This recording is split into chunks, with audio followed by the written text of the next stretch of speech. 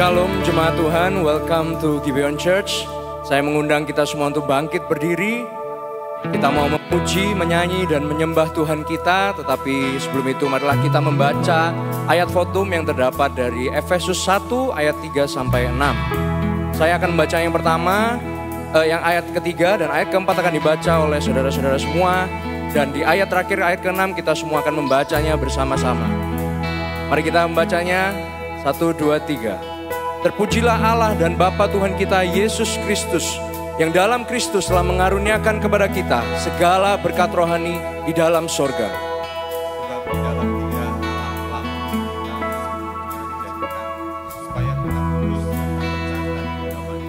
Dalam kasih Ia telah menentukan kita dari semula oleh Yesus Kristus untuk menjadi anak-anaknya, sesuai dengan kerelaan kehendaknya, bersama-sama supaya terpujilah kasih karunia-Nya yang mulia, yang dikaruniakannya kepada kita di dalam Dia yang dikasihinya. Amin.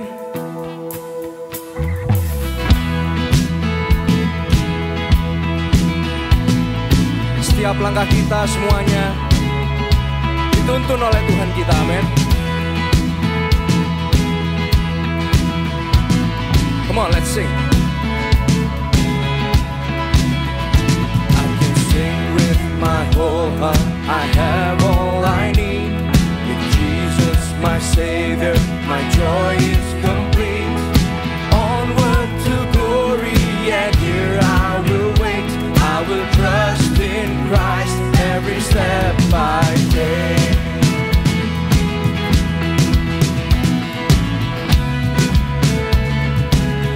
I'm sure of your promise. I'm sure of your promise to guide me each day. Though some may oppose me, I won't be ashamed. Whatever I face, Lord, it won't be in vain. I will trust in Christ every step I take. For all of my days, I will live for your glory, burning with courage and faith. The price of my journey, the joy of salvation, to meet my King face to face. Amen.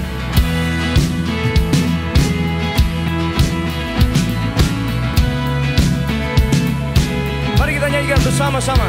Ku memandang Kristus penjaga imanku, hatiku rindukan harta surgawi, berlari teguh sampai garis akhir, percaya Kristus di setiap langkahku. Untuk selamanya, untuk selamanya ku kan muliakanmu, lari kuat penuh iman.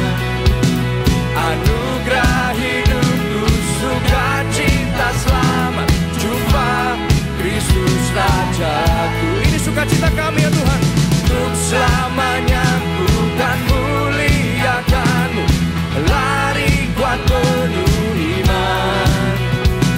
Anugerah hidupku, sukacita selamat, jumpa Kristus Rajaku.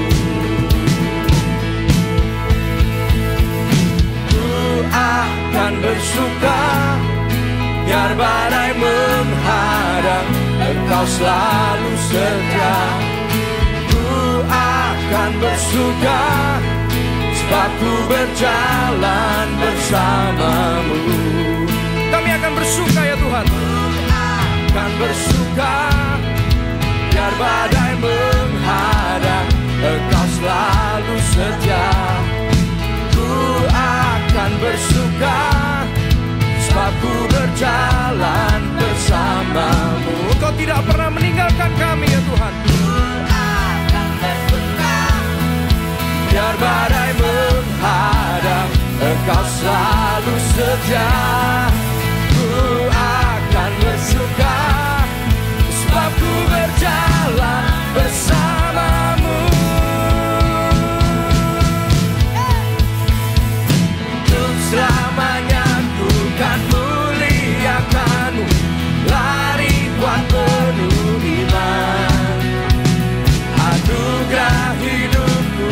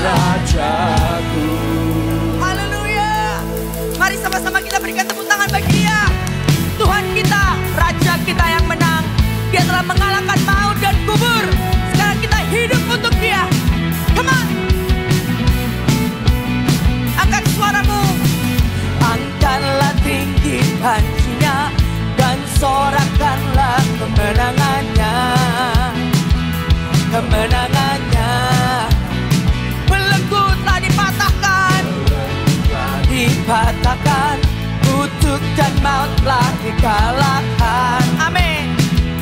Telah dikalahkan. Semuanya. Oleh darah-Mu yang bebaskan, yang bebaskan-Ku. Oh, Kaulah Raja yang hebat, kebangkitan-Mu di dalam-Ku, di dalam-Ku. Tiada takut dan gentar, kemenangan-Ku bersama-Mu, bersama-Mu. Yeah. Haleluya. Engkau adalah kemenangan kami, Tuhan. Angkat tinggi panji-Mu, angkatlah tinggi panji-Nya, dan sorakanlah kemenangannya, kemenangannya. Oh, belenggu telah dipatahkan, kutuk dan maut telah dikalahkan, telah dikalahkan. Oleh darah-Mu, Dia yang bebaskan kita, yang bebaskan-Ku. Kaulah Raja yang hebat, kebangkitan-Mu di dalam-Ku, di dalam-Ku. Tiada takut dan gentar, kemenangan-Ku bersama-Mu, bersama-Mu. Oh, mari sama-sama kita tepuk tangan, saudara. Tidak ada yang bisa memisahkan kita dari Yesus. Haleluya. Dulu, sekarang, selamanya. Kau berkuasa atas segalanya. Nama-Mu yang ku serukan. Kaulah Raja penebus yang hidup. Dulu, sekarang, selamanya. Dia yang berkuasa atas segalanya. Nama-Mu yang ku serukan. Oh, Kaulah Raja penebus yang hidup. Kaulah Raja yang kemana jelas? Kebangkitan-Mu di dalam-Ku. Tiada takut dan gentar, kemenangan-Ku bersama-Mu, bersama-Mu. Kaulah Raja yang hebat, kebangkitan-Mu di dalam-Ku, di dalam-Ku. Tiada takut dan gentar, kemenangan-Ku bersama-Mu, bersama-Mu. Haleluya. Kau berserta dengan kami. Katakan bersama-Mu, bersama-Mu.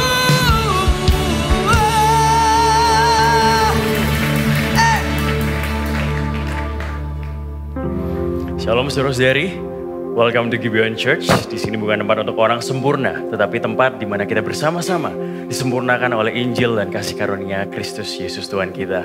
Amin. Minggu ini kita masuk dalam perenungan Katekismus Reformasi, minggu yang ke-19. Saya akan membacakan pertanyaannya, lalu kita akan bersama-sama membaca jawaban serta ayat bacaannya.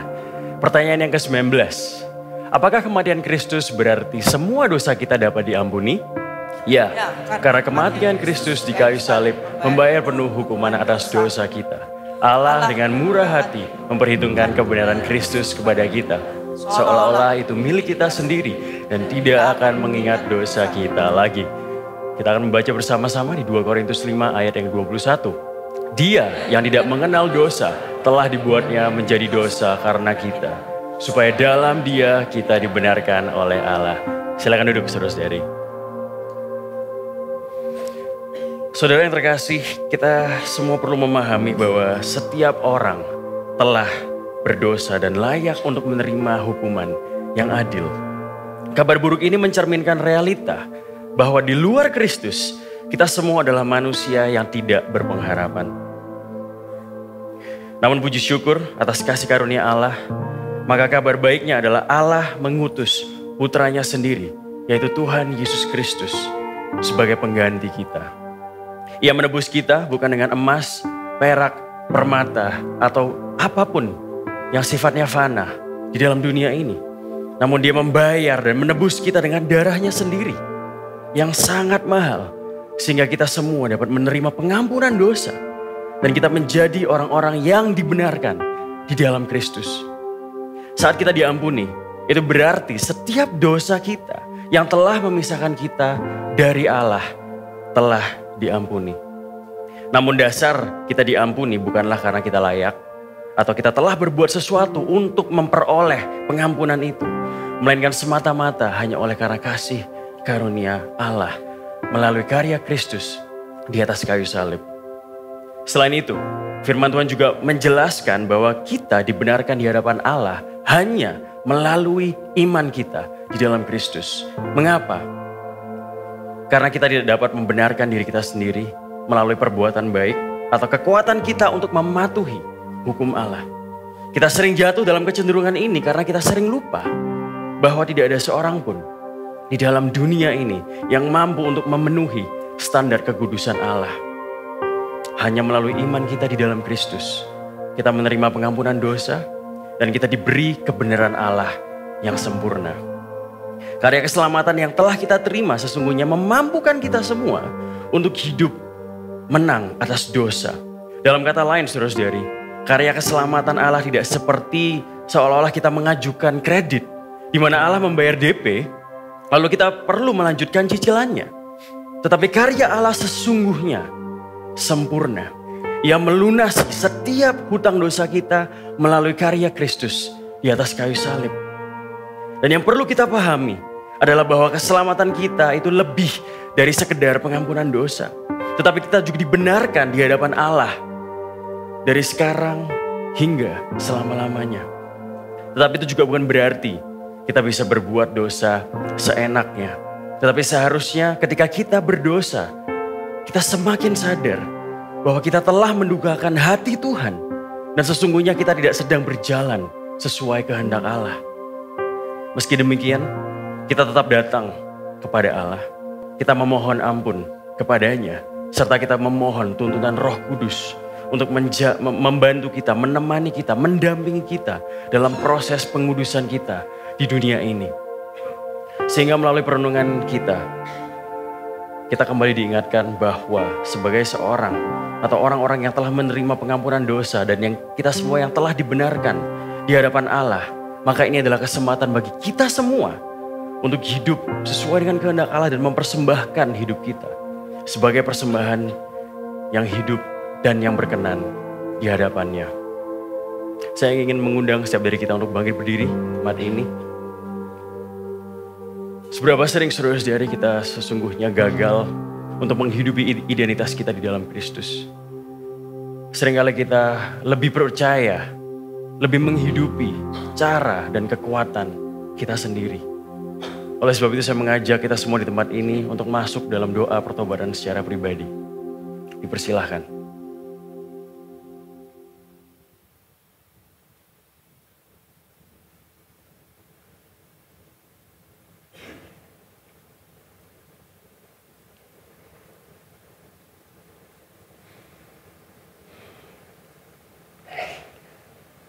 Bapa, ampuni kami yang sering kali gagal untuk menghidupi identitas kami.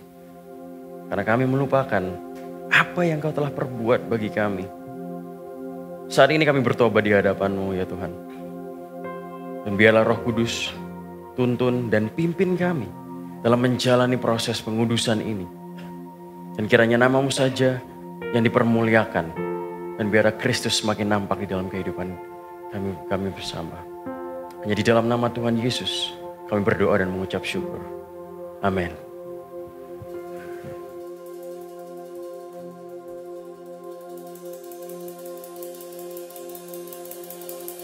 Puji Tuhan,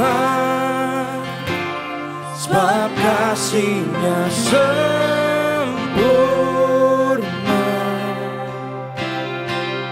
kasih-Nya baru tiap pagi, berlimpah kasih-Nya lampaui dosa.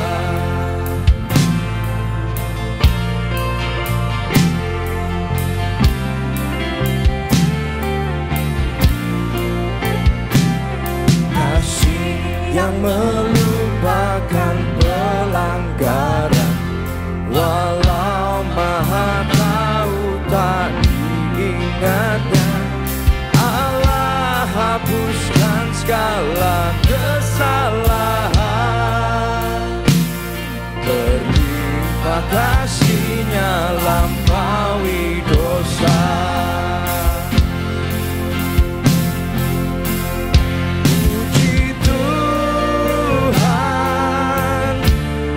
Sebab kasih-Nya sempurna, kasih-Nya baru tiap pagi, berlimpah kasih-Nya lampaui dosa. Kami bersyukur ya Tuhan, bukan karena kuat dan gagah kami, Kau telah membebaskan kami ya Tuhan. Sabar saat kita tersesat, lembut Sang Bapa panggil pulang kita, disambutlah yang lelah dan yang jahat, berlimpah kasih-Nya lampaui dosa. Puji Tuhan, sebab kasih-Nya sempurna, kasih-Nya baru tiap pagi, berlimpah kasih-Nya lampaui dosa.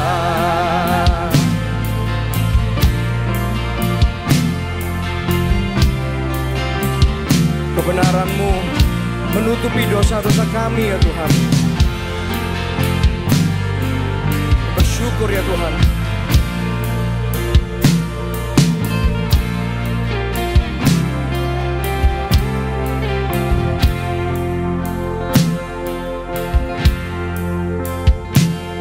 Allah curahkan kasih tanpa batas, kita ditebuskan oleh darah-Nya. Dulu berhutang, sekarang kita bebas, berlimpah kasih-Nya lampaui dosa. Oh, puji Tuhan, sebab kasih-Nya sempurna, kasih-Nya baru tiap pagi, berlimpah kasih-Nya lampaui dosa. Tuhan, sebab kasih-Nya sempurna, kasih-Nya baru tiap pagi, berlimpah kasih-Nya lampaui dosa, berlimpah kasih-Nya lampaui dosa, berlimpah kasih-Nya lampaui dosa. Terima kasih Tuhan, kalau kasih-Mu begitu besar, lebih besar dari dosa kami, lebih besar dari kesalahan kami Tuhan. Sehingga saat ini kami bisa berkata bahwa Engkau Allah yang setia. Dan Engkau Allah yang telah menang. Engkau Allah yang memulai segala sesuatu yang baik di dalam kami. Dan Engkaulah juga yang mengakhirinya Tuhan. Terima kasih untuk anugerah-Mu yang tidak pernah gagal dalam kehidupan kami. We praise your name, O Lord.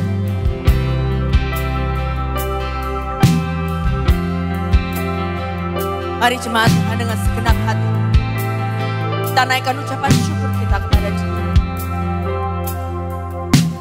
Yesus, Kau telah memulai segala yang baik dalamku. Engkau menjadikanku serupa gambaran-Mu dan berharga di matamu.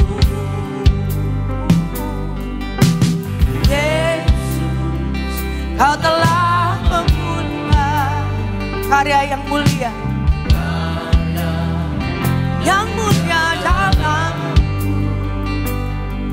Kau berikan hidupmu sebagai ganti. Thank you Jesus.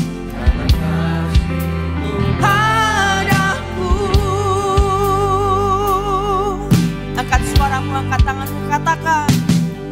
Sekarang ku memuji-Mu, Allah yang setia, yang tak pernah meninggalkan perbuatan tangan-Mu.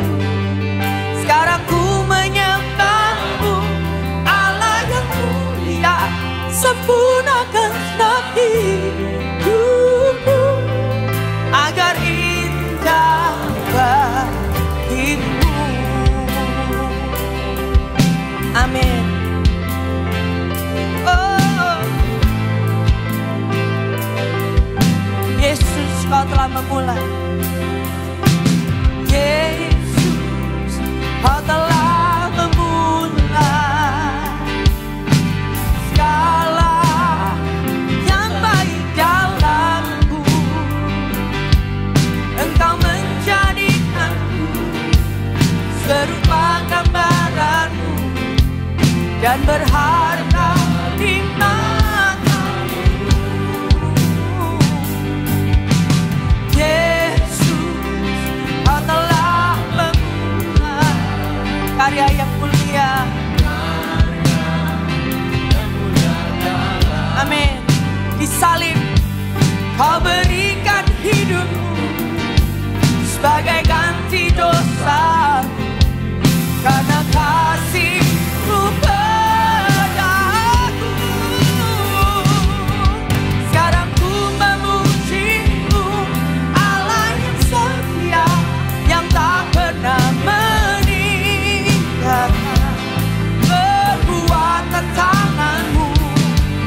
Sekarang ku menyembah-Mu, Allah yang mulia, sempurnakan setiap hidupku agar indah bagimu. Ini doa kami Tuhan, bahwa Engkau akan menyempurnakan kehidupan kami semakin serupa dengan Engkau. Semuanya katakan. Sekarang ku memuji-Mu, Allah yang setia. Amin.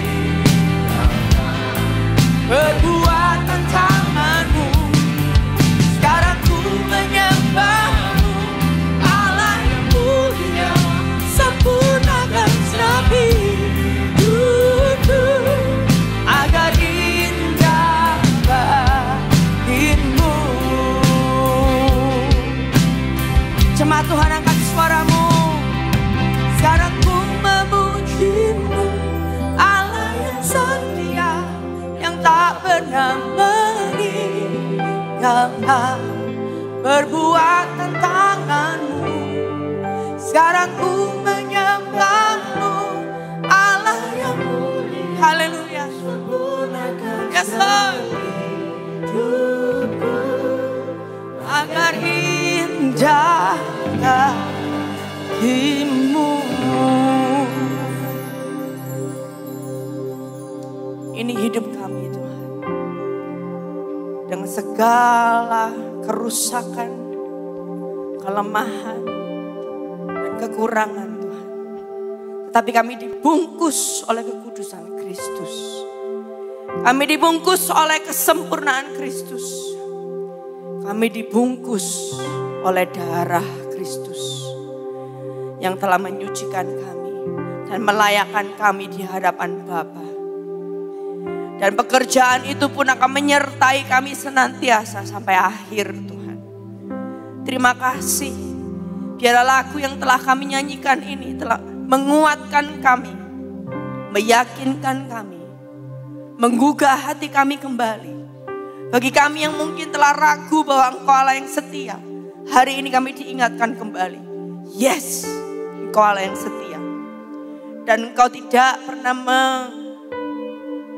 meragukan, kami tidak pernah meragukan dirimu Tuhan. Dan Engkau tidak bisa menyangkali dirimu bahwa Engkau adalah Allah yang setia. Terima kasih Bapa. Kalau sebentar kami akan mendengarkan firman-Mu, biarlah firman itu pun menguatkan kami, mengubahkan kami Tuhan. Firman kebenaran itu menjadi pelita bagi kehidupan kami. Terima kasih Tuhan Yesus. Kami bersyukur hanya di dalam satu nama yang kami sembah, yaitu nama Yesus. Yang percaya sama-sama katakan amin. Silakan duduk saudara.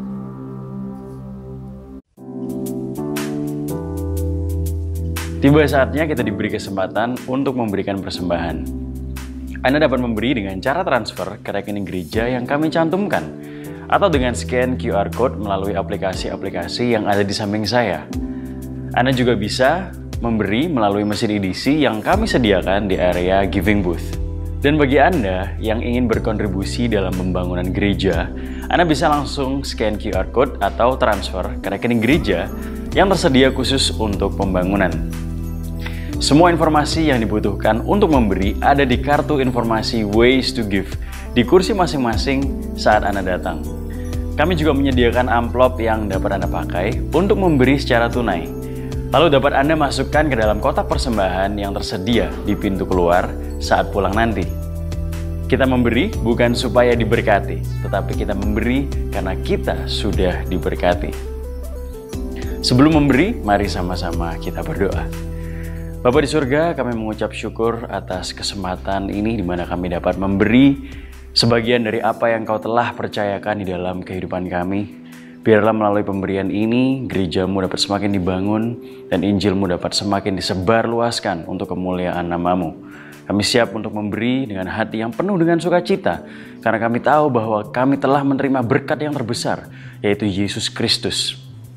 Sekali lagi kami siap memberi Tuhan, hanya di dalam nama-Mu kami berdoa dan mengucap syukur. Amin. Selamat memberi. Hello church, good to see you. I'm Joshua and this is Gibeon Weekly News.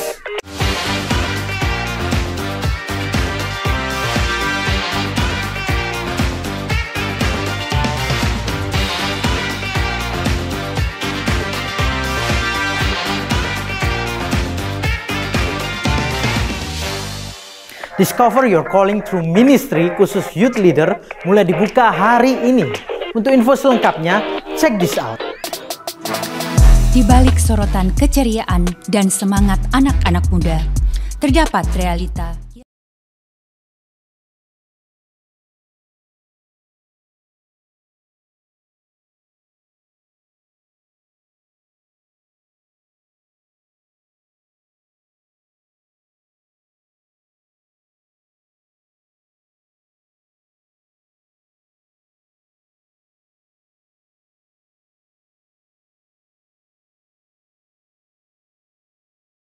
Sama.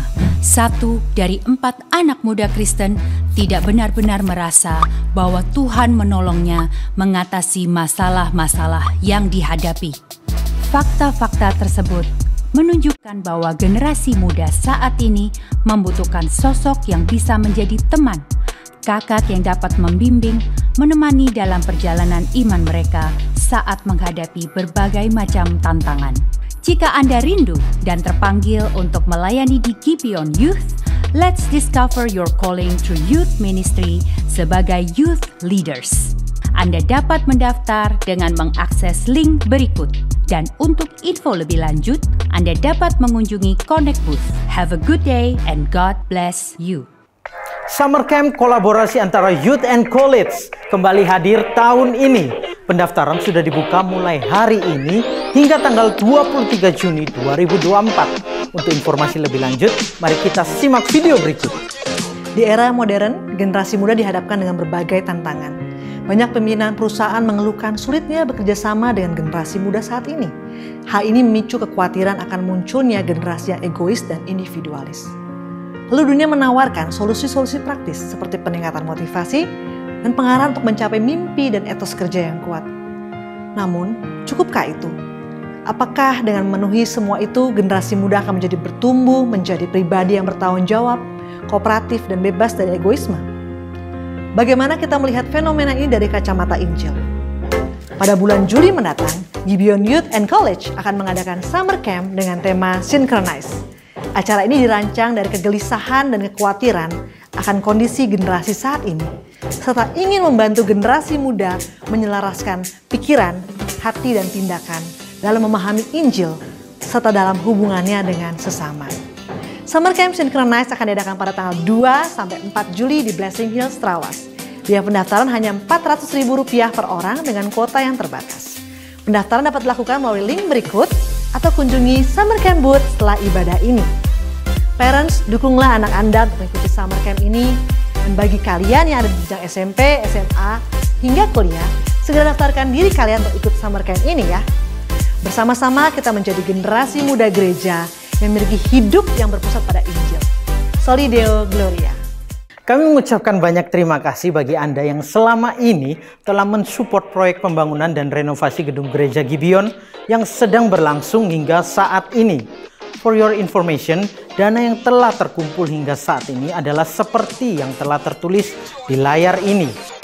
Kami masih membuka kesempatan bagi Anda yang ingin berdonasi. Anda dapat berdonasi dengan cara scan QR Code pada kartu di kursi Anda atau melalui nomor rekening Building Fund di layar ini, atau Anda juga dapat memberi melalui mesin edisi di Giving Booth yang ada di lantai basement setelah ibadah ini. Informasi tadi sekaligus menutup Gibeon Weekly News kali ini. Happy Sunday and enjoy the sermon.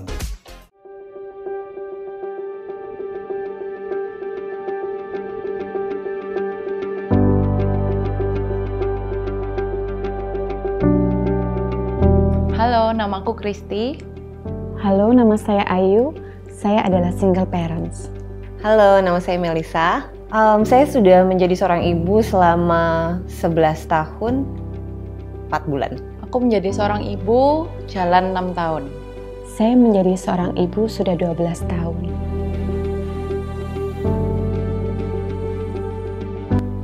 Perasaannya campur aduk, bahagia iya, tapi ketakutan juga iya, worry iya, worry but hopeful.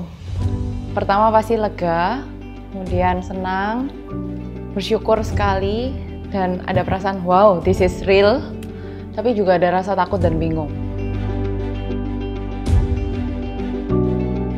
Saya kesulitan untuk membagi waktu bersama anak saya. Terkadang anak saya ingin bermain dengan saya ingin memperhatikan dia lebih, tetapi karena saya bekerja, banyak sekali waktu-waktu yang momen seperti itu saya tidak bisa memberikan kepada anak saya.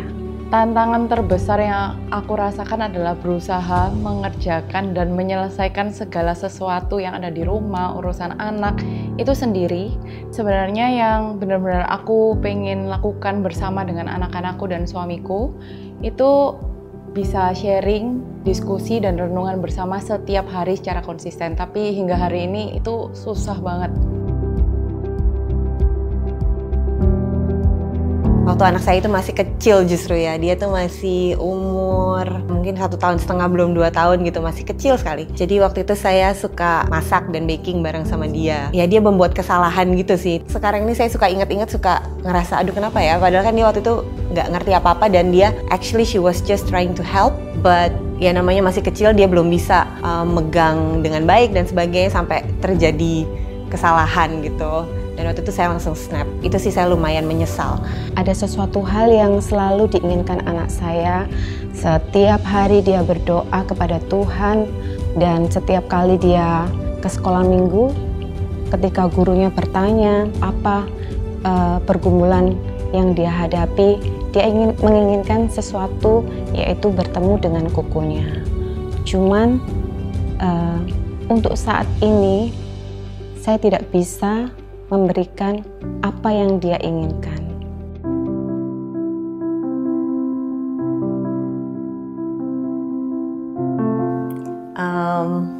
I would like to say I'm sorry untuk kesalahan-kesalahan yang Mama sering buat. Mama suka marah-marah, Mama suka nggak sabaran. I know I am not the most patient person. I just want you to know that I love you very much. Dan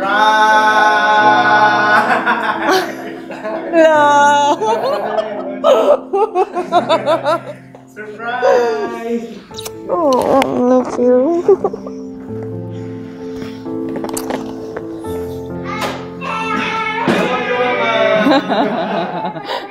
Dor. Tuh kan. Tadi ngapain pakai baju putih? Terima kasih sudah menjadi anak-anak Mama yang hebat. Terima kasih juga udah mengajarkan Mama banyak hal. Mama sayang banget sama Kyle dan Gavin. Mami minta maaf karena Mami belum bisa mempertemukan kalian.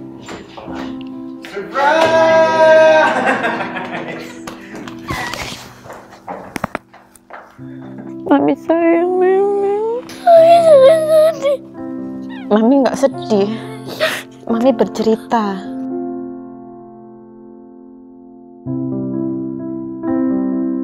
We are not alone, moms. It takes a village to raise a child. Kita butuh orang lain juga untuk ngebantu kita. Don't feel ashamed or hesitated to ask for help. Berikanlah kasih sayang, cinta kasih sebesar-besarnya untuk anak kita, seperti yang sudah kita terima oleh Bapa kita. Untuk para ibu di luar sana, kalian semua hebat dengan segala pergumulan dan musim hidup apapun yang kalian juga sedang lalui hari ini. Ingat, identitas kita aman di dalam Tuhan, dan juga ingat Tuhan selalu pegang kendali terhadap hidup kita.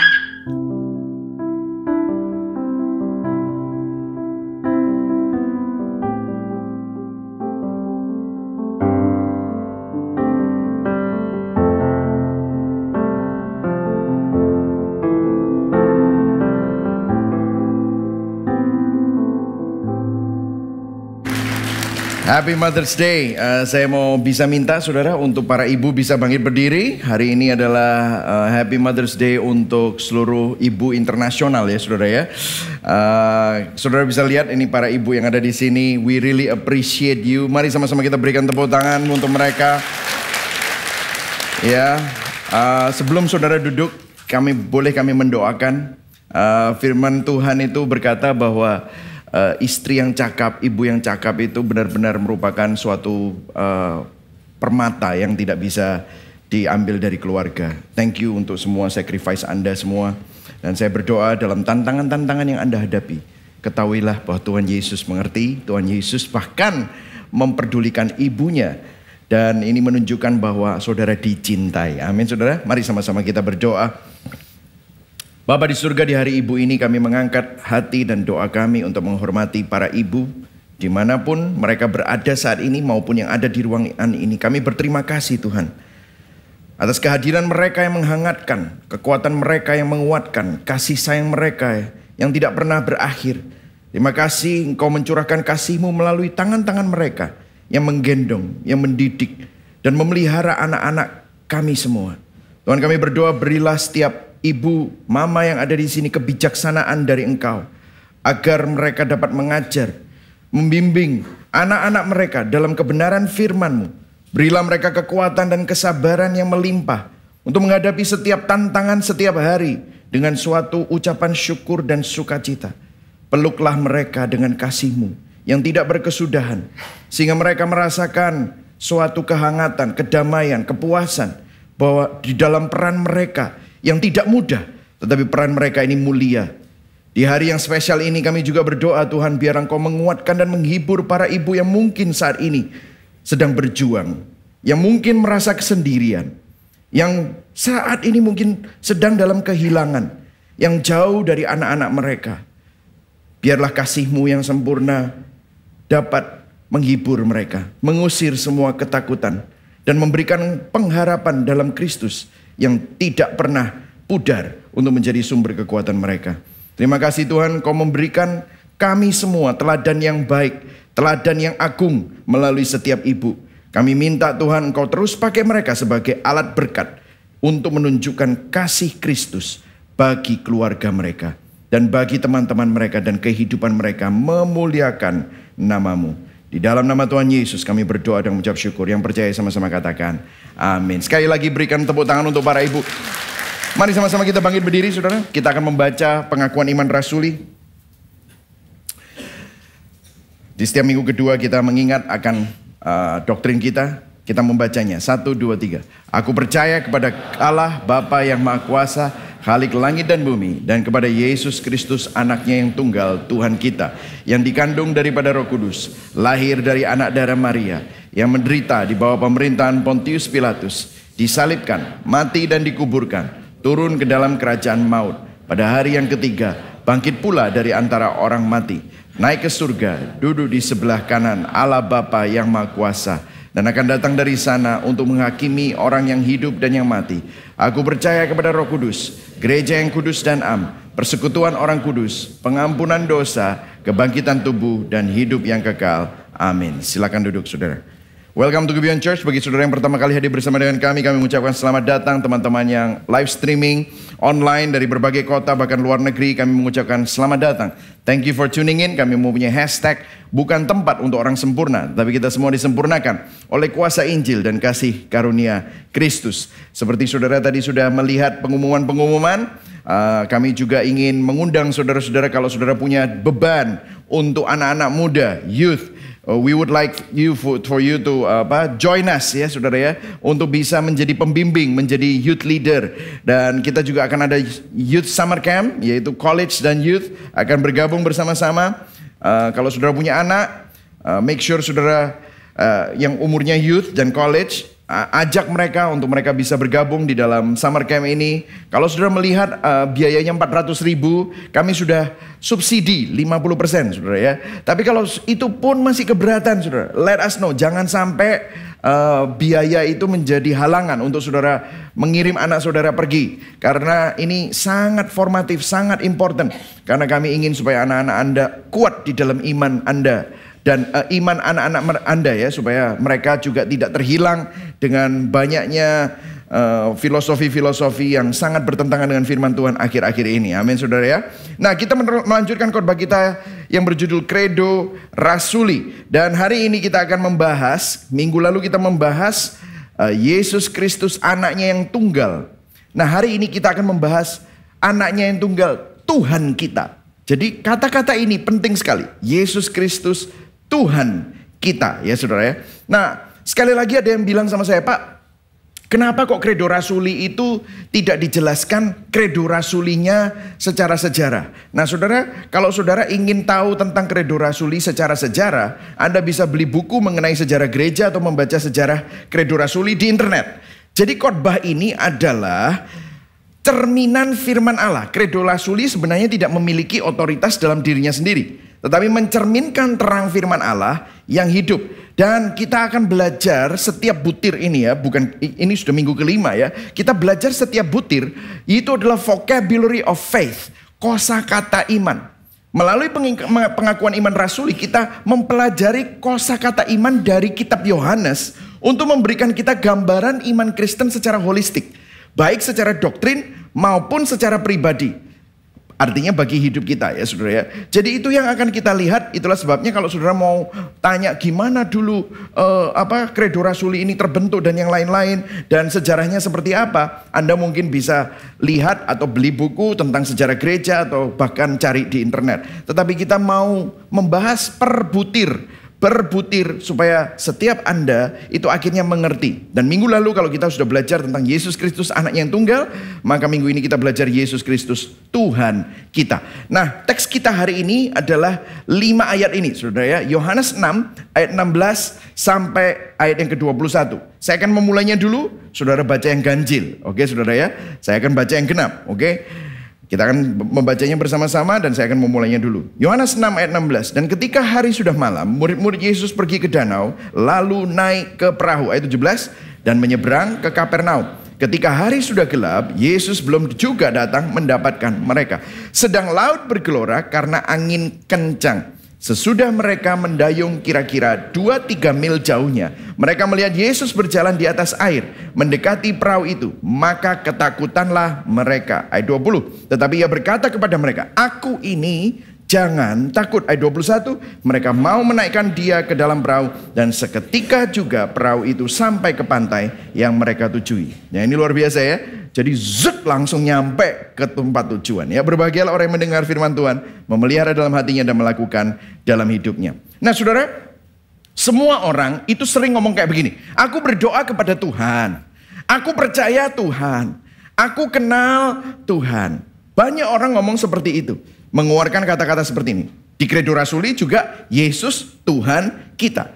Di 1 Korintus 12 ayat 3 dikatakan bahwa Rasul Paulus pernah berkata begini, tidak ada seorang pun yang dapat mengaku Yesus Kristus adalah Tuhan selain oleh Roh Kudus. Nah artinya ini bukan berarti bahwa tanpa Roh Kudus Anda nggak bisa ngomong dengan pita suara Anda, Yesus adalah Tuhan.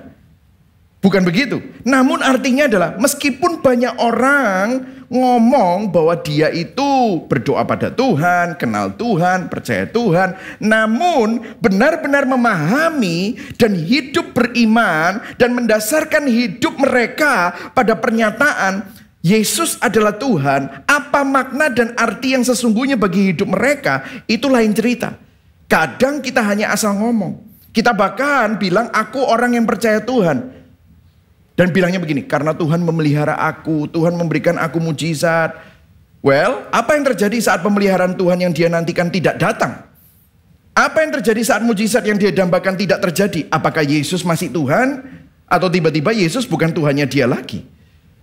Nah, kita akan melihat bagian dari Credo Rasuli ini. Dan minggu ini kita akan belajar apa arti mengatakan bahwa Yesus adalah Tuhan. Dengan mendalam, apa arti kata itu? Yesus Kristus adalah Tuhan. Ya, poin saya ada 3. Yang pertama, apa arti Yesus Kristus adalah Tuhan? Kemudian yang kedua, mengapa Yesus Kristus harus menjadi Tuhan kita?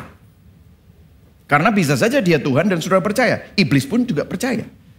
Kemudian yang ketiga, bagaimana kebenaran itu mengubah kita semua. Amin saudara? Saudara siap belajar? Amin. Kita akan belajar apa arti Yesus Kristus adalah Tuhan. Nah kalau sudah perhatikan di sini, di teks yang kita baca, di Yohanes 6 ayat 18-19 dikatakan begini. Sedang laut bergelora karena apa saudara?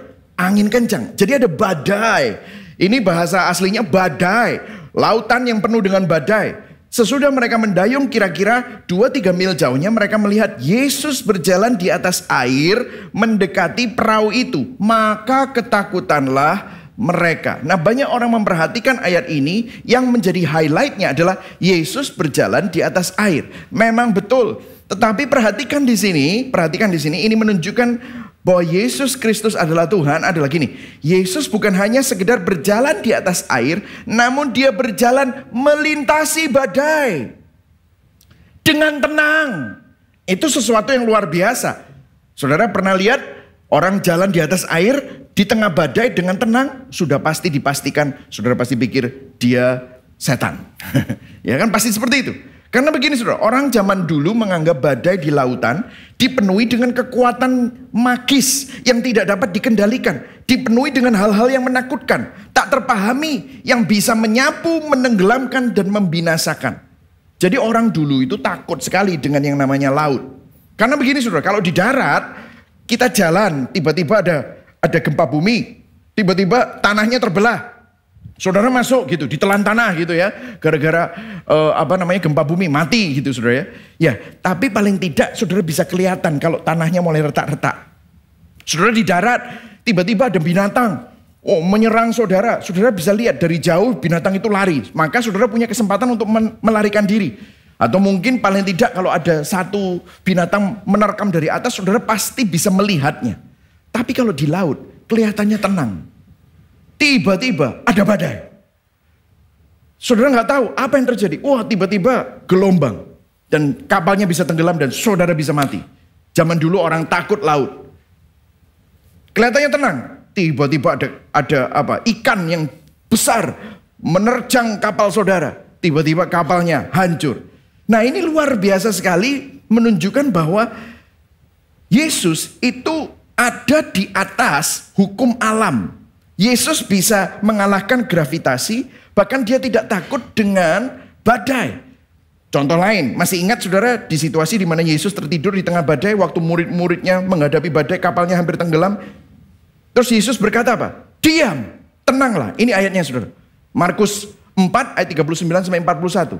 Ayo baca sama-sama ya, 1, 2, 3. Ia pun bangun menghardik angin itu dan berkata kepada danau itu diam, tenanglah. Lalu angin itu reda dan danau itu menjadi teduh sekali. Stop dulu sampai sini. Jadi begini ya, badai gitu ya. Badai, Yesus gak gini. Gak ada saudara. Dia bangun, dia gak gini, siap-siap ya, siap-siap gitu. Gak ada gitu-gitu. Atau dia bilang, diam, tenanglah. Masih lama-lama berangsur-angsur, hilang. Nggak gitu loh saudara. Dia nggak gulung-gulung, boom gitu. Enggak. Diam, tenanglah. Set, langsung diam. Lalu angin itu reda dan danau itu menjadi apa? Teduh sekali. Mereka menjadi apa? Sangat takut dan berkata seorang kepada yang lain, siapa gerangan orang ini? Sehingga angin, laut yang ditakuti orang punya kekuatan magis, itu pun taat kepadanya. Jadi poin 1A adalah apa? Yesus adalah Tuhan yang berdaulat mutlak atas alam semesta serta seluruh aspek dan elemen kehidupan.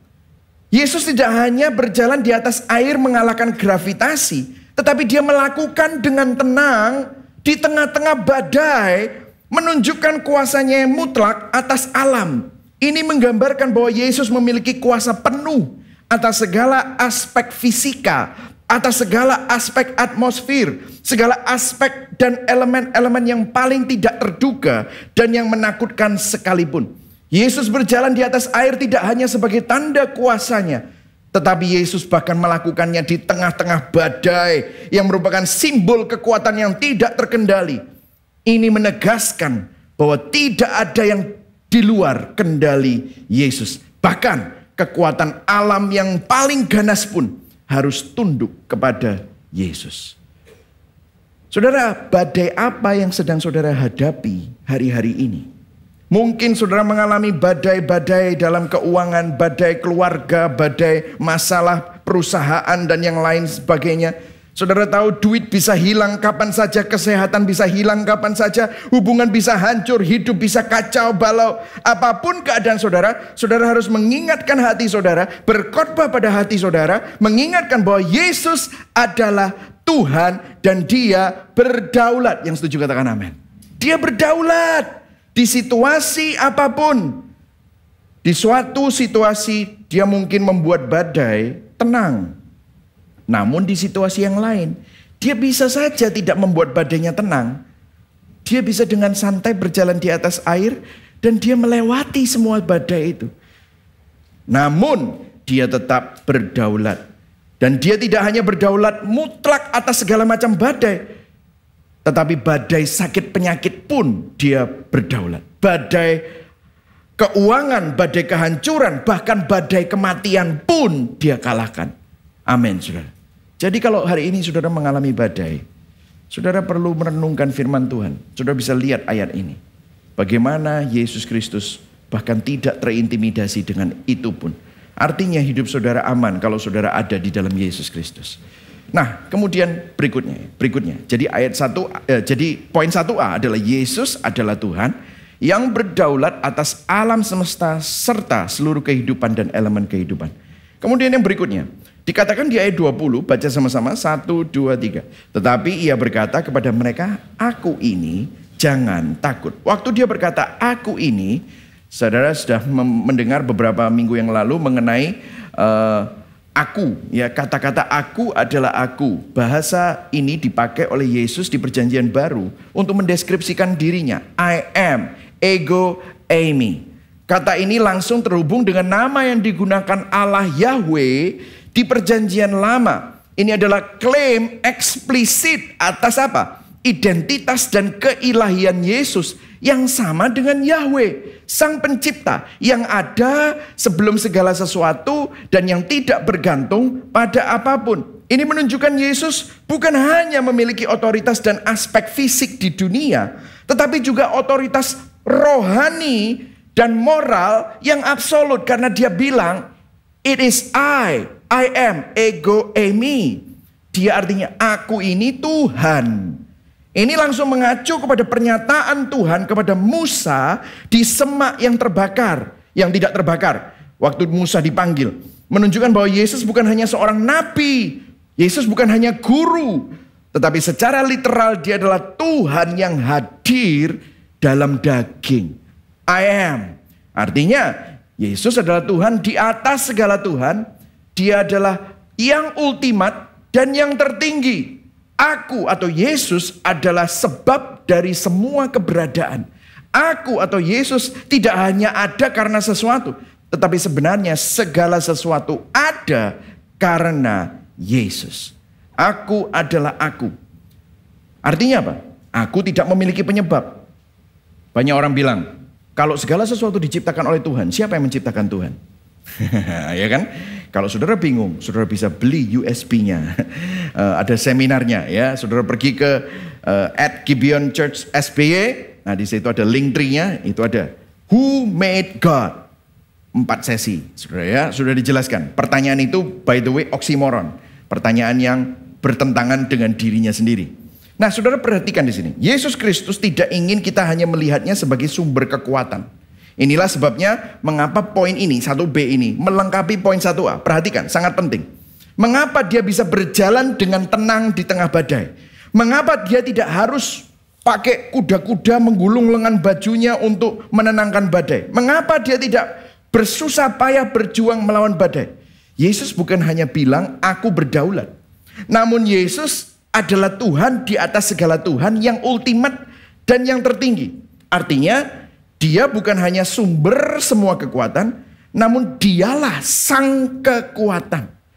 Semua kekuatan di alam semesta adalah pinjaman dari dirinya. Nah, kalau saudara perhatikan ya, ada sebuah ayat di Kolose 1 ayat 15-17. Judul dari perikop itu. Judulnya saya tulis di sana. Judulnya apa saudara? Keutamaan Kristus. Ayat 15. Saya bacakan buat saudara. Ia adalah gambar Allah yang tidak kelihatan.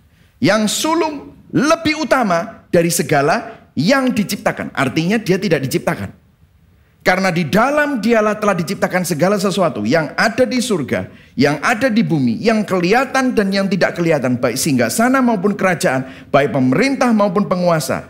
Baca sama-sama yang di highlight 1, 2, 3. Segala sesuatu diciptakan oleh dia dan untuk dia. Ayat 17. Ia ada terlebih dahulu dari segala sesuatu dan segala sesuatu ada di dalam dia. Artinya begini saudara.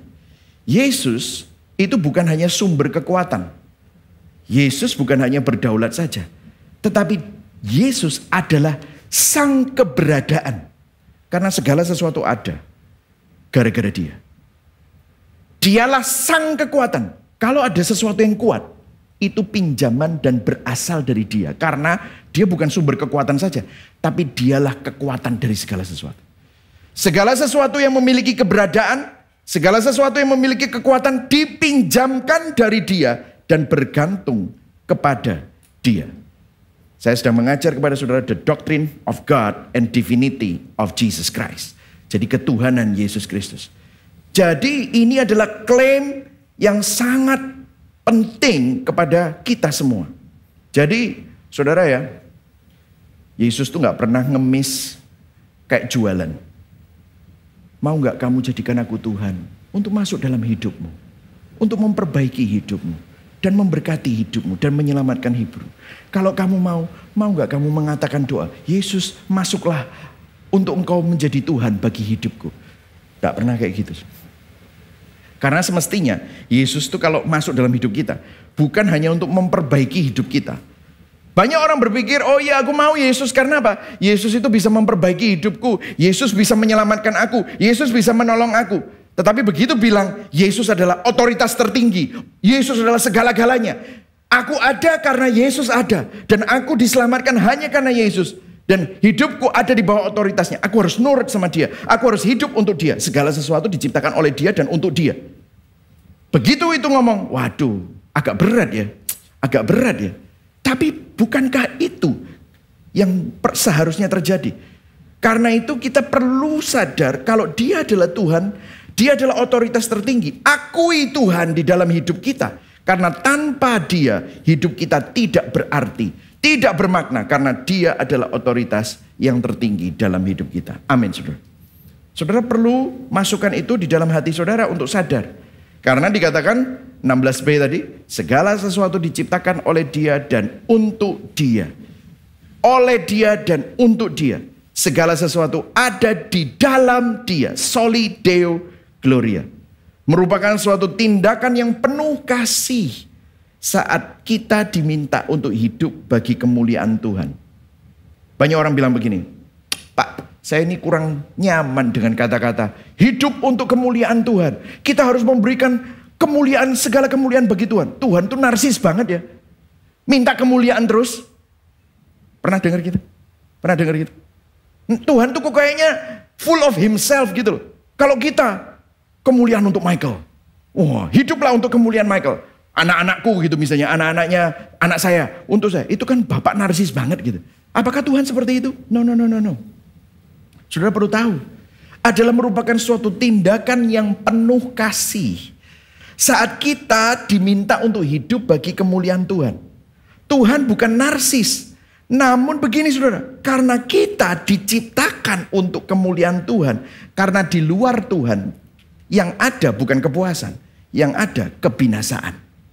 Di luar kemuliaan Tuhan, yang ada bukan lagi kebahagiaan. Yang ada adalah kekosongan dan kehampaan. Itulah sebabnya merupakan tindakan yang sangat penuh kasih. Waktu kita disuruh hidup untuk kemuliaan Tuhan. Karena kita diciptakan untuk kemuliaan Tuhan. Yang setuju katakan amin. Jadi saudara perlu sadar ini. Makanya saudara kalau lihat orang yang berdosa, dia selalu cari apa?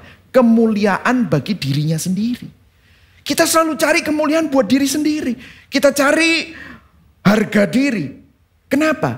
Karena kemuliaan itu sudah hilang. Dan dosa itu merusak citra diri kita. Orientasi kita yang mestinya untuk kemuliaan Tuhan, salah arah. Kita cari kemuliaan dunia yang fana.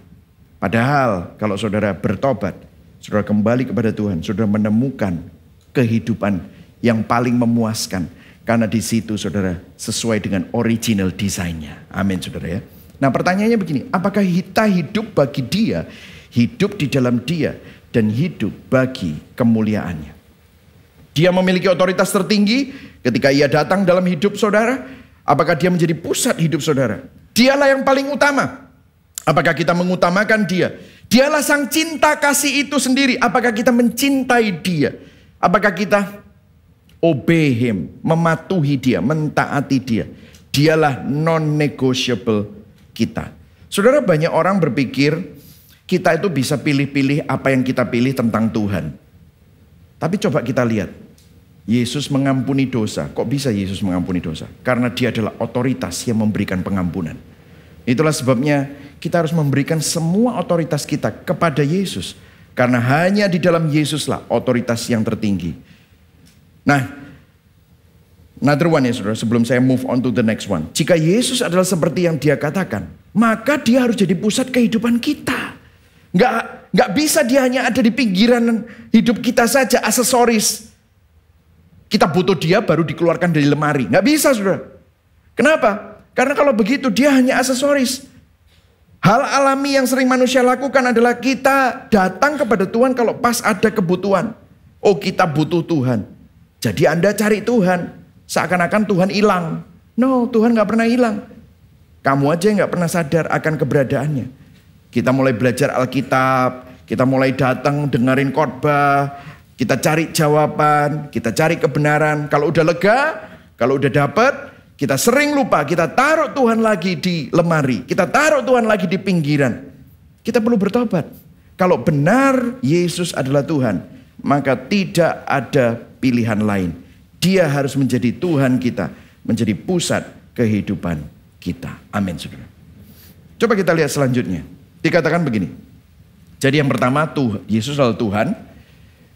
Yesus adalah Tuhan yang atas semesta. Yang kedua adalah Tuhan yang berdaulat, ya. Dia adalah Tuhan yang berdaulat dan Yesus adalah Tuhan yang di atas segala Tuhan, Tuhan yang ultimat, ya. Kemudian yang ketiga ini, kalau saudara perhatikan, maka ketakutanlah mereka. Tetapi ia berkata kepada mereka, aku ini jangan takut.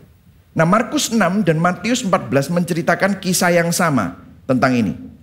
Ya, para murid memiliki keahlian, mereka adalah nelayan. Jadi ada yang menarik di sini. Mereka tuh nggak takut sama badai sebenarnya. Karena mereka udah biasa. Tapi aneh ya. Waktu Yesus datang, mereka justru ketakutan. Coba lihat di sini. Murid-murid lebih merasa takut di hadapan. Nah, ini 1C ya. Yesus adalah Tuhan yang kudus. Para murid ketakutan karena mereka menyadari bahwa mereka berhadapan dengan seorang pribadi yang sama sekali berbeda. Nah, ada sesuatu yang menarik di sini. Murid-murid lebih merasa takut di hadapan Yesus dibandingkan takut terhadap badai. Perhatikan. Karena waktu murid-murid menghadapi badai, tidak dikatakan mereka ketakutan di sini. Tetapi waktu Yesus mendekati mereka, mereka merasa takut. Perhatikan di sini. Ketika murid-murid berhadapan dengan Yesus, mereka mengalami ketakutan. Karena apa?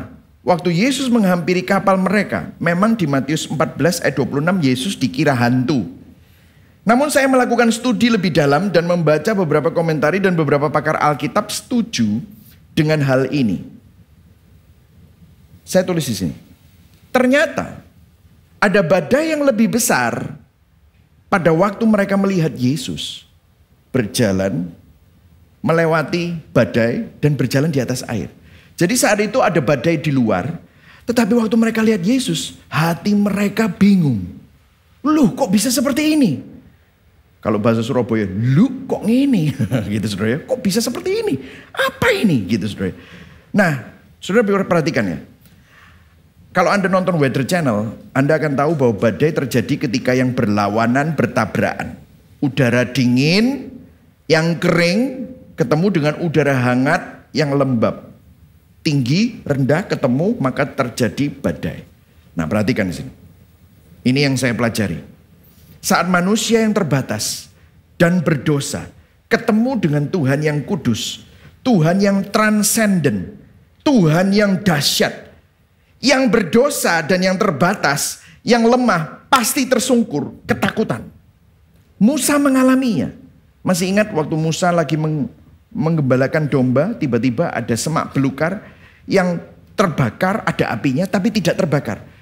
Kemudian muncul di tengah-tengahnya ada sebuah sosok seperti malaikat ngomong sama dia. Suruh datang. Waktu Musa lihat itu, apa yang terjadi? Musa langsung terjatuh. Rasul Yohanes mengalaminya di Pulau Patmos. Waktu dia melihat Yesus.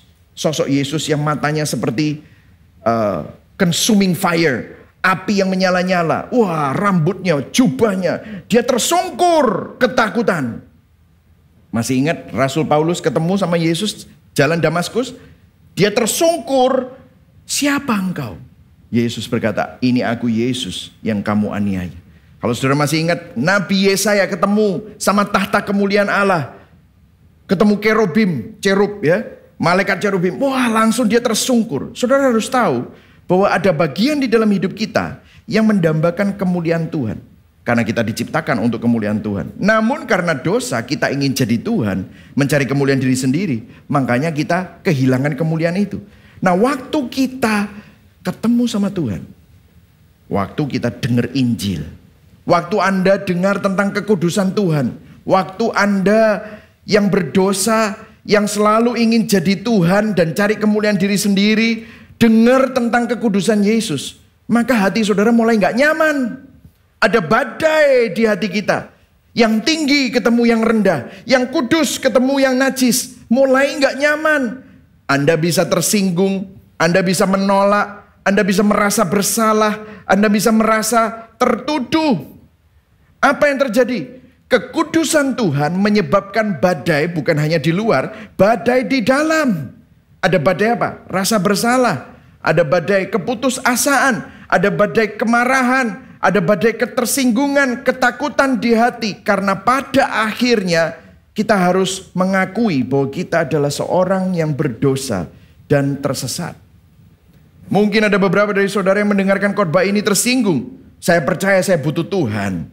Tapi kalau aku dibilang tersesat atau aku dibilang terkutuk, berdosa, itu terlalu primitif. Mungkin Anda orang-orang modern.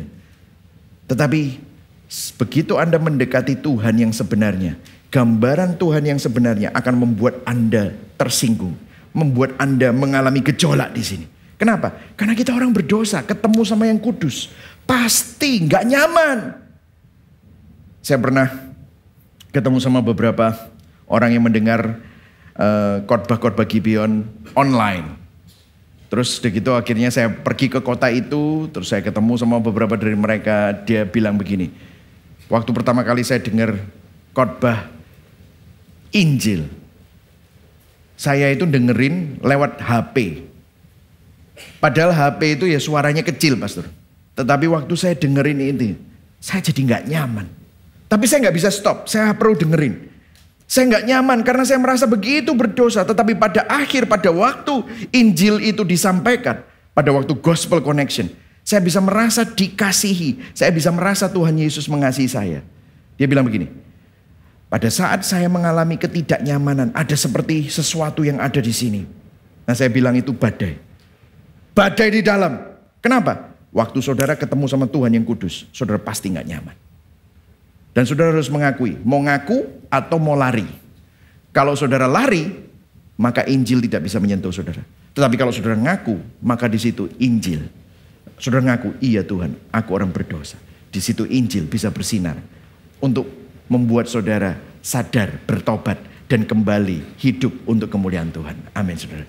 Jadi hari ini, kalau saudara merasa hidupmu terakhir-terakhir ini karena ada perasaan bersalah, ada kemarahan, jangan-jangan saudara sedang mengalami badai di dalam. Itulah sebabnya hari ini saya ingin mengingatkan kepada saudara. Saudara sedang berhadapan dengan Yesus Kristus Tuhan yang kudus. Nah, kita masuk dalam poin yang kedua. Bagaimana kita mengatasi semua ini? Mengapa Yesus Kristus harus menjadi Tuhan kita? Jadi Tuhan itu gak cuma hanya Tuhan yang Tuhan di atas segala Tuhan, Tuhan yang berdaulat, Tuhan yang kudus. Yes, it's nice. Tapi mengapa Kristus itu harus jadi Tuhan kita? Karena begini saudara, Yohanes 6 ayat 20 dikatakan begini.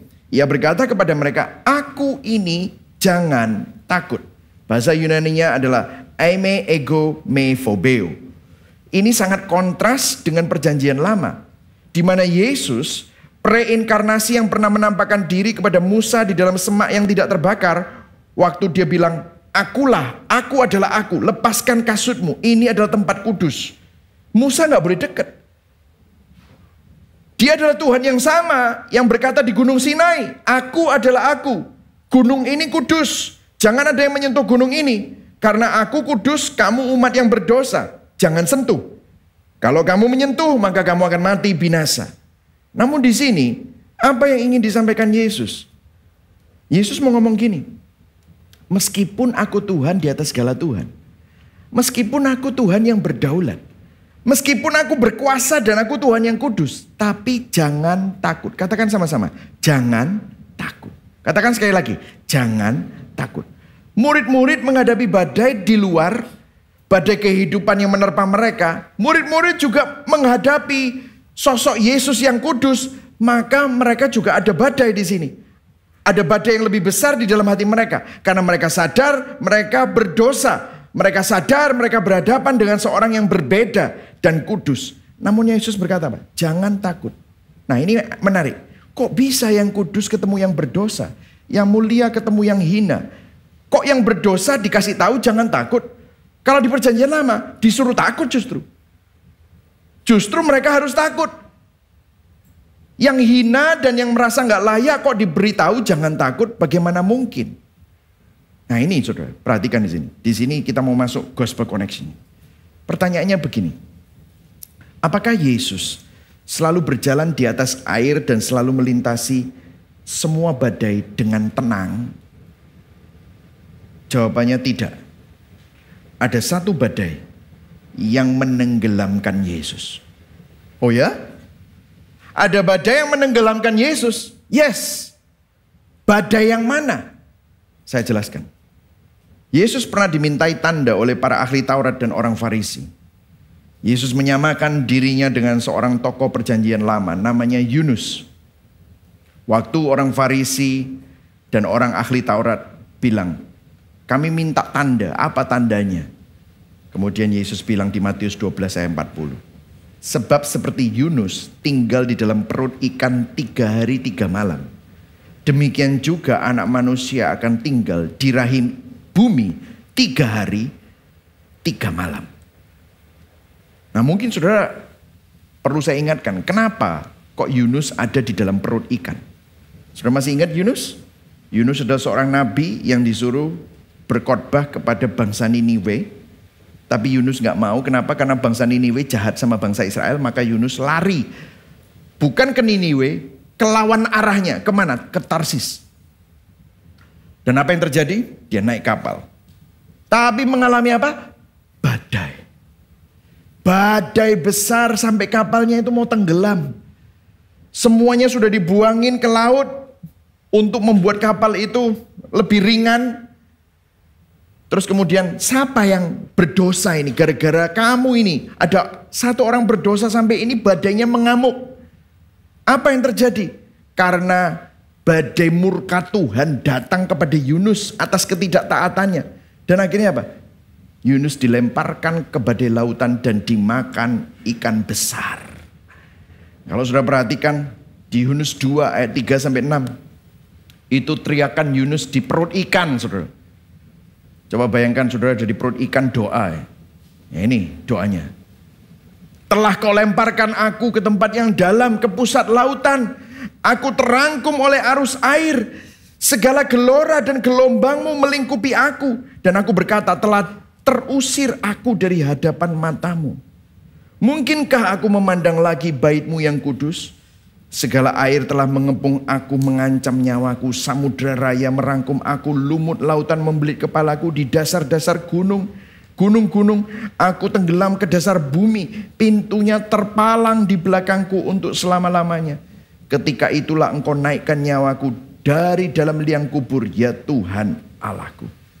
Teriakan-teriakan dan doa Yunus di perut ikan ini merujuk kepada nubuatan tentang seseorang yang akan datang ratusan tahun setelah Yunus. Perhatikan, seperti Yunus tenggelam, Yunus adalah bayangan Yesus. Seperti Yunus tenggelam, Yesus juga tenggelam. Ada satu badai di mana Yesus tenggelam. Ada satu badai di mana ombak dan gelombang melampaui Yesus, menelan Yesus. Yesus tidak berjalan di atas air. Yesus tidak berjalan melintasinya. Bahkan sebelum dia menghadapi badai itu, dia harus berdoa berkeringat darah di taman Getsemani. Kalau bisa Tuhan, cawan ini berlalu. Namun bukan kehendakku, namun kehendakmu yang jadi. Di mana badai itu?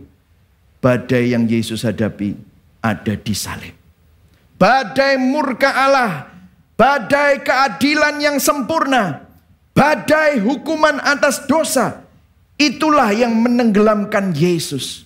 Yesus dilemparkan di tempat yang dalam, di pusat lautan maut dan kegelapan. Dia kena gelora murka Allah, dan gelombang murka Allah itu menelan Yesus. Tetapi ini bukan karena apa? Ketidaktaatannya, bukan. Tetapi karena dosa kita. Dosa saudara dan saya, ketidaktaatan saudara dan saya, yang seharusnya menenggelamkan kita. Kita yang harusnya tenggelam. Tetapi Yesus disalib, dia yang harus tenggelam. Badai itu menenggelamkan Yesus yang mulia. Yesus tenggelam dalam satu-satunya badai yang semestinya diperuntukkan bagi kita. Dia tenggelam di dalam badai murka Allah. Itulah sebabnya kalau tadi Yunus berkata, aku terpisah dari bait suci. Yesus berkata, Allahku, Allahku, mengapa engkau meninggalkan aku? Dia terpisah dari Bapanya. Yesus benar-benar dibuang. Dia tenggelam menggantikan saudara dan saya. Badai yang seharusnya menenggelamkan kita, membunuh kita, dijalani oleh Yesus. Yesus menjalani badai di atas segala badai untuk menjadi pengganti kita demi menyelamatkan kita. Berikan tepuk tangan buat Tuhan karena ini adalah Injil. Saudara, dia menggantikan posisi saudara dan posisi saya. Dia menyelamatkan kita. Itulah sebabnya dia bukan hanya Tuhan di atas segala Tuhan. Tuhan yang berdaulat, Tuhan yang kudus. Namun Yesus adalah Tuhan kita. Karena dia adalah penyelamat kita. Katakan sama-sama, Yesus adalah penyelamat kita. Yesus adalah penyelamat. Katakan sama-sama, Yesus adalah pengganti kita. Katakan sama-sama, Yesus adalah Tuhan kita. Dia bukan hanya Tuhan yang transenden, saudara. Dia bukan hanya Tuhan yang menciptakan langit dan bumi. Namun dia adalah Tuhan yang imanan. Dia peduli. Dia mengasihi. Dia mencari saudara dan saya. Dia adalah Tuhan yang mengasihi saudara. Amin, saudara. Bagaimana kebenaran ini mengubah kita? Bagaimana kalau saudara tahu ini mengubah hatimu? Saudara, kalau saudara perhatikan di sini ada satu detail yang tadi kita miss. Di ayat 19 dikatakan, sesudah mereka mendayung kira-kira 2-3 mil jauhnya. Kalau saudara perhatikan di ayat ini ada catatan kaki, dan dari ayat ini yang menerangkan detail, ada ayat lain yang menerangkan detail dari situasi ini. Ayatnya adalah Markus 6 ayat 48. Coba kita baca sama-sama ya. 1, 2, 3. Ia, siapa? Yesus melihat mereka bersusah payah mendayung perahu itu karena angin berlawanan arah dengan perahu. Sebab itu kira-kira antara pukul 3 dan pukul 6 pagi. Kalau sudah perhatikan di sini. Ini jaraknya. Ini ya, supaya saudara sedikit tahu. Jadi ceritanya mereka habis memberi makan 5.000 orang dan mereka mau jalan ke Kapernaum.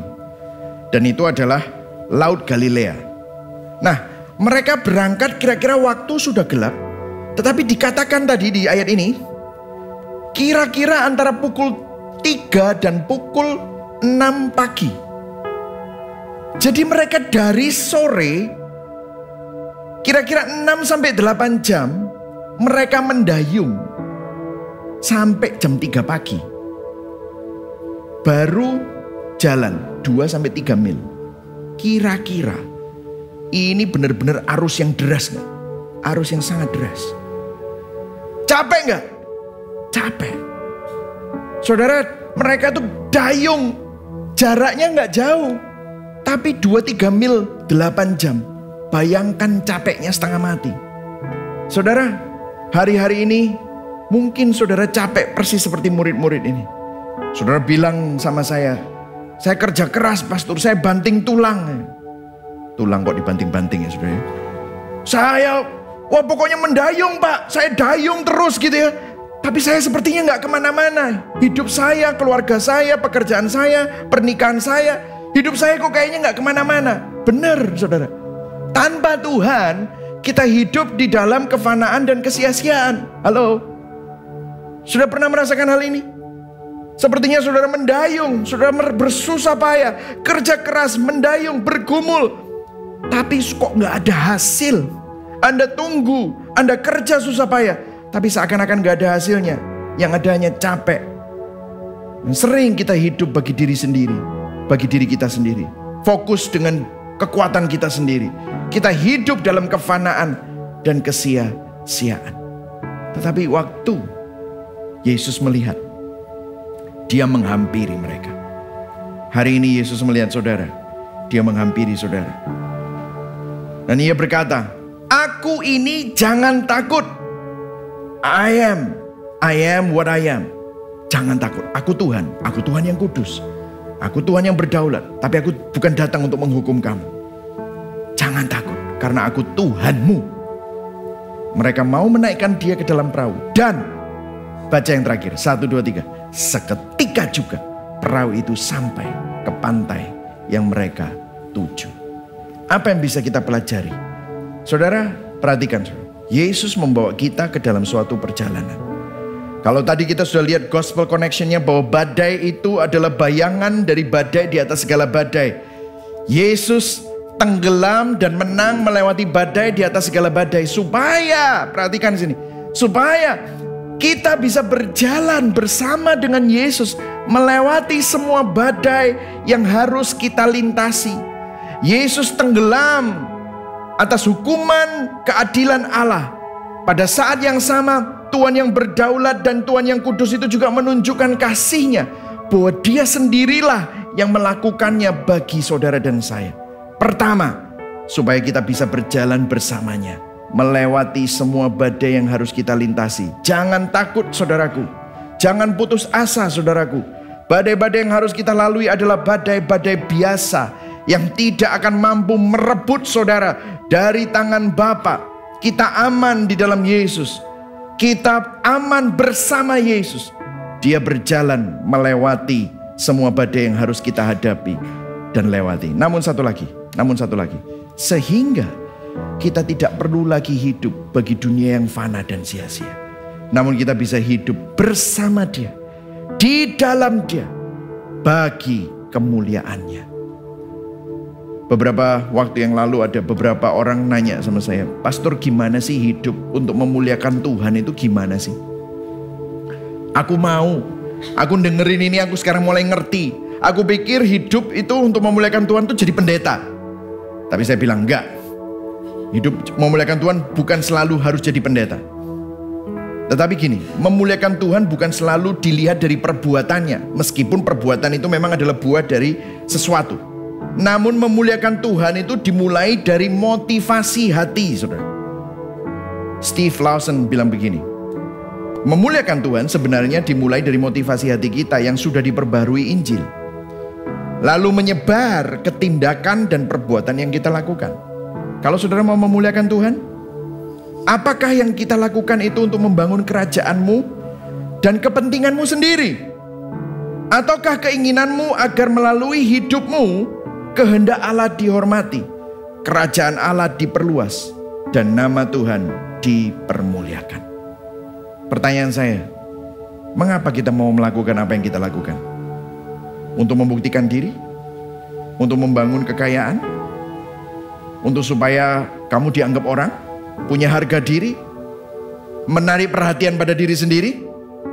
Atau Anda ingin supaya Tuhan ditinggikan melalui pekerjaan?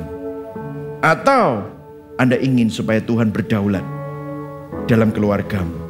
Anda ingin supaya Tuhan dihormati melalui apa yang kau lakukan? Apakah keinginan saudara, motivasi saudara agar nama Tuhan dipermuliakan dan kerajaan Tuhan diperluas? Memuliakan Tuhan dimulai dari motivasi hati kita, baru kemudian keluar dari tindakan dan perbuatan yang kita lakukan. Saudara, kalau saudara melayani Tuhan, tapi waktu melayani Tuhan saudara ingin membuktikan diri. Kalau saudara melayani Tuhan, waktu melayani Tuhan saudara ingin diapresiasi, maka saudara bukan memuliakan Tuhan. Meskipun perbuatannya kelihatannya memuliakan Tuhan, tetapi semuanya itu berasal dari hati.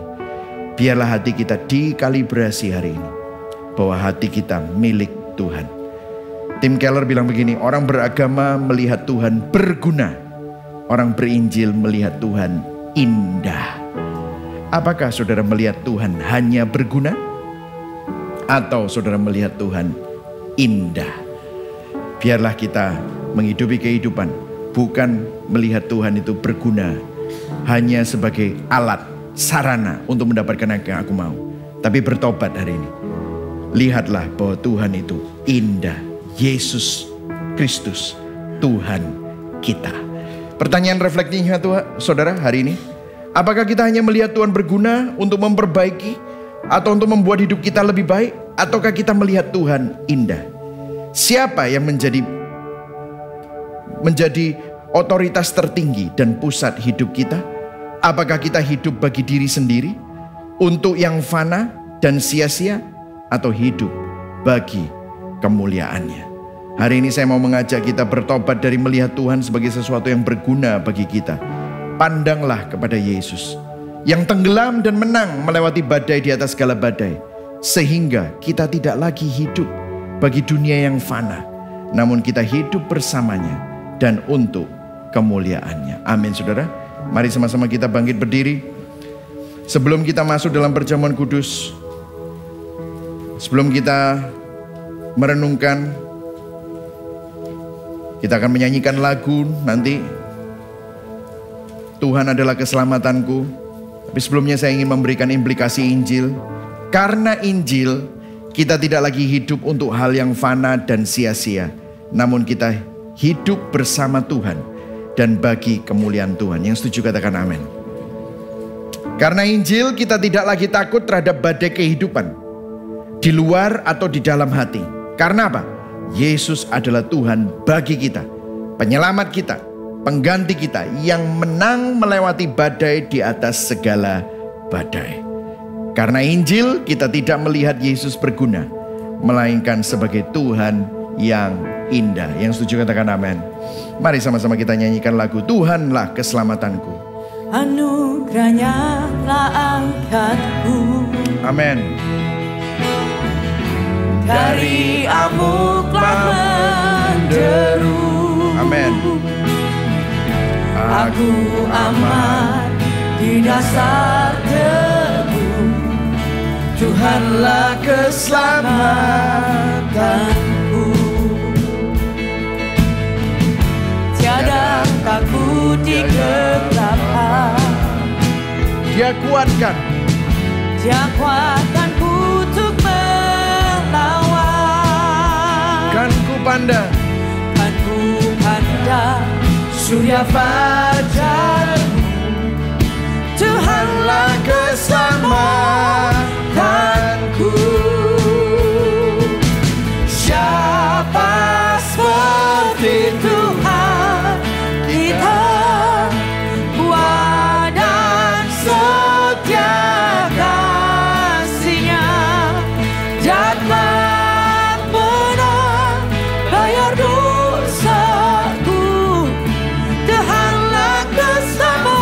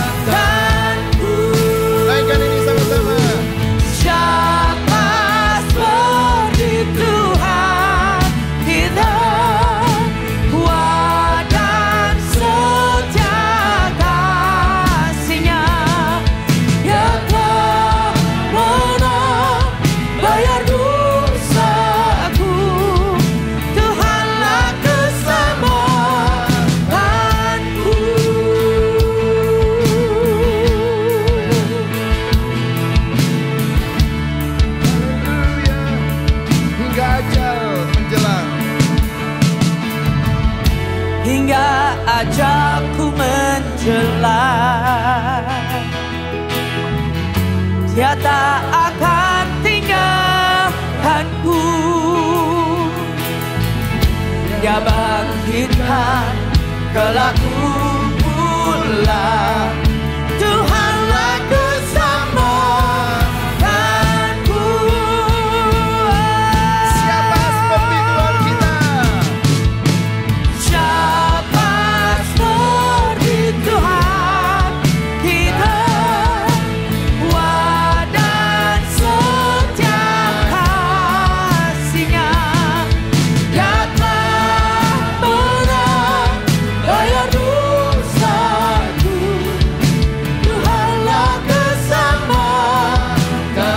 Tuhanlah keselamatanku. Tuhanlah keselamatanku. Tuhanlah keselamatanku. Mari sama-sama kita berdoa. Bapa di surga, terima kasih. Kalau Engkau bukan hanya Tuhan yang berdaulat, Tuhan yang kudus, Tuhan yang atas segala Tuhan, yang berkuasa atas semesta, tetapi Engkau adalah Tuhan yang imanen, Tuhan kita, Tuhan yang menjadi penyelamat kita, Tuhan yang menggantikan posisi kita, rela tenggelam melalui badai di atas segala badai, yang semestinya kita harus jalani, tapi Engkau yang jalani untuk kami. Biarlah kami tidak lagi hidup untuk kesia-siaan dan kefanaan, tapi kami hidup untuk Engkau. Engkaulah pusat kehidupan kami, Engkaulah Tuhan kami.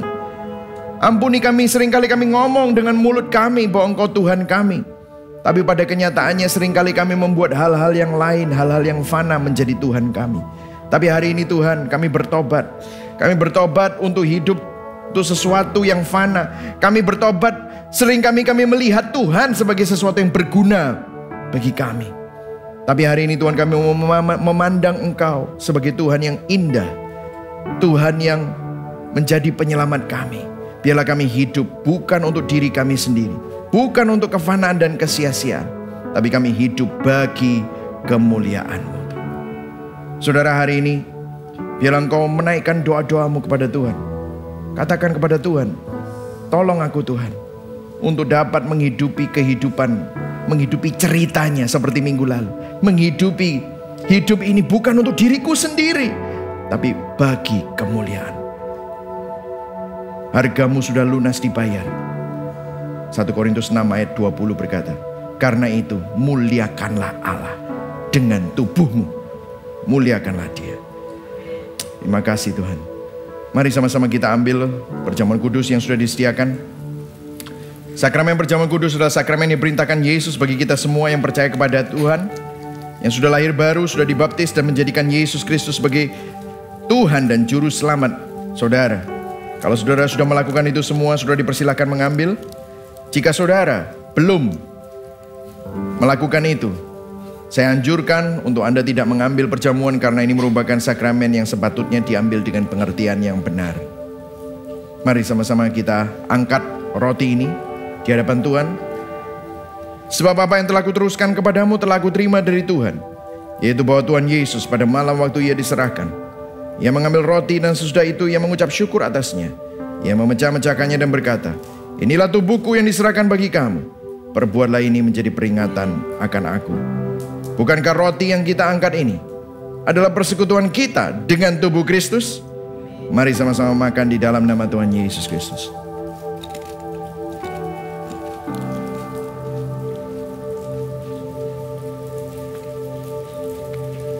Mari sama-sama kita angkat cawan ini di atas kepala kita.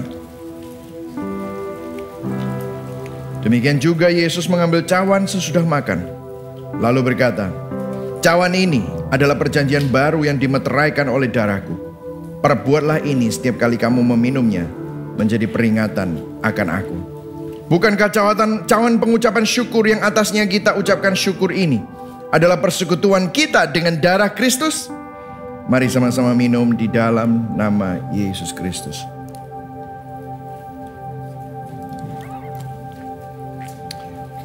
Ambil waktu saudara untuk saudara berdoa, mengucap syukur. bahwa Yesus bukan hanya Tuhan di atas segala Tuhan. Yesus bukan hanya Tuhan yang berdaulat dan yang kudus, tapi Yesus adalah Tuhan kita. Menjadi penyelamat saudara, menjadi pengganti saudara yang ada di pihak saudara, supaya saudara tidak perlu takut akan badai apapun yang menerpa, tapi saudara aman di dalam genggaman tangannya, sehingga saudara tidak hidup untuk kesia-siaan, tapi saudara hidup untuk kemuliaan Tuhan. Amin. Mari sama-sama kita naikkan lagu doksologi. Praise God in whom all blessings flow. Praise Him all creatures in below. Praise Him above ye heavenly hosts. Praise Father, Son, and Holy Ghost. Puji Allah sumber rahmat, puji Dia semua ciptaannya, puji Dia para malaikat, Bapa, Putra, dan Roh Kudus. Amin. Mari sama-sama arahkan hati dan tangan kita kepada Tuhan yang memelihara dan menopang kita. Jemaat yang dikasihi Kristus, Tuhan memberkati engkau dan melindungi engkau. Tuhan menyinari engkau dengan wajah-Nya dan memberikan engkau kasih karunia. Tuhan menghadapkan wajah-Nya kepadamu dan memberikan engkau damai sejahtera. Kiranya Allah Bapa, kasih setia dari Tuhan Yesus Kristus dan Roh Kudus selalu melingkupi, menguatkan, memberkati, dan menyertai engkau dari sekarang sampai Maranatha Dia datang kedua kali, bahkan sampai selama-lamanya. Yang percaya dan menerima sama-sama katakan amin. Berikan tepuk tangan buat Tuhan Yesus. Happy Sunday, God bless you.